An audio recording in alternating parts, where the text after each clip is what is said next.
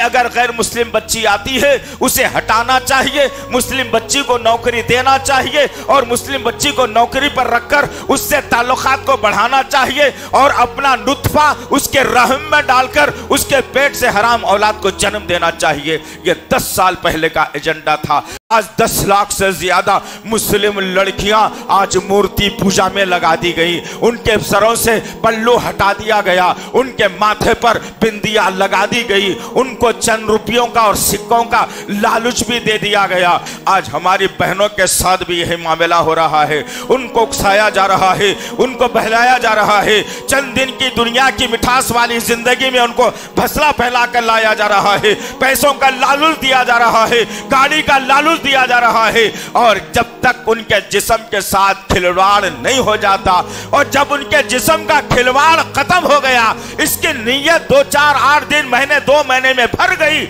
जिस तरीके से हम टिश्यू पेपर को फेंक देते हैं उसी तरीके से हमारी बहन को भी निकाल कर बाहर फेंक दिया जा रहा है। 10वें नंबर का जो एजेंडा था उसने 10 नंबर के एजेंडे में यह बयान कर दिया था, लिख दिया था, मुल्क में तकसीम भी करवा दिया था। आज वो एजेंडे पर काम हो रहा है। अर्ज ये करना था कि उस 10 नंबर के नुकात में लिखा गया था कि आइंदा चलकर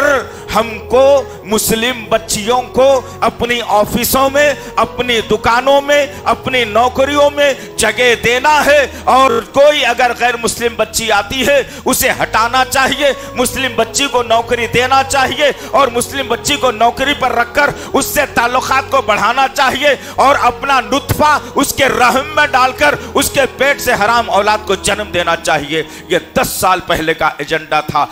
आज तो हाल यही है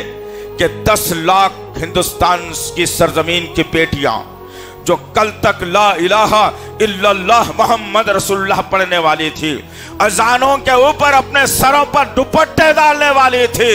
जब अजान खत्म होती तो नमाज की तैयारी करने वाली थी, उनकी जबानों से कभी कुरान के अल्फाज भी निकले जाते थे, उनकी जबानों से कभी सलाम जैसा मन का पैगाम भी दिया जाता था, उनके अमल से कभी माँ बाप की खुशी भी जाहिर हो जाती थी और वो अपने रब को मनवाने की खातिर अपने माथे को जमीन पर टेक कर अपने रब को मनवालिया भी किया करते थे। लेकिन अजीजान मोहतरम, आज 10 लाख से ज्यादा मुस्लिम लड़कियां आज मूर्ति पूजा में लगा दी गई, उनके सरों से पल्लू हटा दिया गया, उनके माथे पर बिंदिया लगा दी गई, उनको चंद रुपयों का और सिक्कों का लालच भी दे दिया गया। और फिर चंद दिन जालिम जिस तरीके से हम टिश्यू पेपर को इस्तेमाल करते हैं, जब तक के वो डब्बे में है, बड़ी शान के साथ में है, बड़ा ही साफ और सुथरा है, उसी तरीके से इस्लामी बच्ची जब तक के मुसलमान है, इस्लाम की आगोश में है, सर पे दुपट्टा है, इस्लामी माहौल में है, उस बेहतरीन और पाक टिश्यू पेपर के जैसा होती है जिसको देखकर तबीयत खुश होती है। लेकिन जब उसी टिश्यू पेपर को हम उस डब्बे से निकालते हैं, अपने माथे का पसीना पोंछते हैं, अपने होठों की गंदगी साफ करते हैं, अपने हाथ को पोंछकर जिस तरीके से फेंक दिया जाता है, आज हमारी बहनों के साथ भी यही मामला हो रहा है। उनको उकसाया जा रहा है, उनको बहलाया जा रहा है, चंद दिन की दुनिया की मिठास वाली जिंदगी में उनको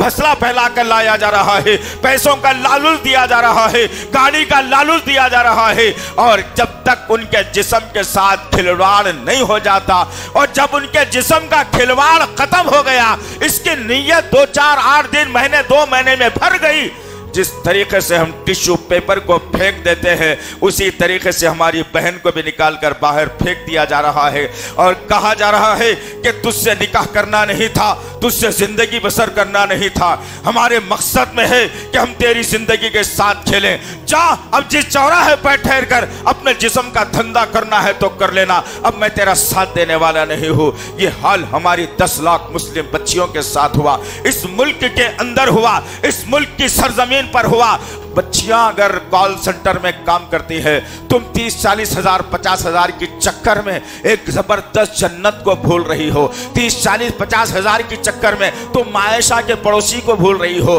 30-40-50 हजार के चक्कर में तुम बहन फातिमा को जन्नत से दूर कर रही हो, 30-40-50 हजार के चक्कर में वो बेहतरीन खूबसूरत होरों का मंजर तुम भूल रही हो, 30-40-50 हजार के चक्कर में तुम जन्नत की आराइश, जन्नत की खुशबू, जन्नत की रहने, जन्नत की मिठास, जन्नत की ठंडक को मेरी बहन दूर कर रही है। कितने दिन की जिंदगी है मेरी बहन, कितने दिन की जिंदगी है। एक सांस अंदर अटक गई भी तो परेशानी, एक सांस बाहर अंदर नहीं गई भी तो परेशानी। बस इतनी सी जिंदगी है मेरी प्यारी बहनों। तुम ऊपर बैठकर सुन तो रही हो, लेकिन ले जाओ इन बातों को। तुम्हारे कदम शायद ना बहके हो, हम दुआ करेंगे कि तुम्हारी मौत तक तुम्हारे कदम ना बहके। तुम इस्लाम जैसे बेहतरीन प्लेटफॉर्म को ना छोड़े और इस्लाम जैसे मुकद्दस जो है ना मजहब को छोड़कर तुम इधर उधर के लालच में ना पड़ जाए। अपने जिस्म की हिफाजत करो, अपने निगाहों की हिफाजत करो, अपने अल्फाज की हिफाजत करो, अपने आवाज की हिफाजत करो। इस्लाम जब आ गया तो एक औरत का मुकाम और मर्तबा इस्लाम ने क्या बताया। सुभान अल्लाह व बिहम्दिही। इस्लाम एक ऐसा मजहब है जो औरत की हिफाजत चाहता है, उसकी निगाहों की हिफाजत, उसके कानों की हिफाजत, उसकी आंखों की हिफाजत, उसके जबान की हिफाजत, उसके शर्मगाह की हिफाजत चाहता है।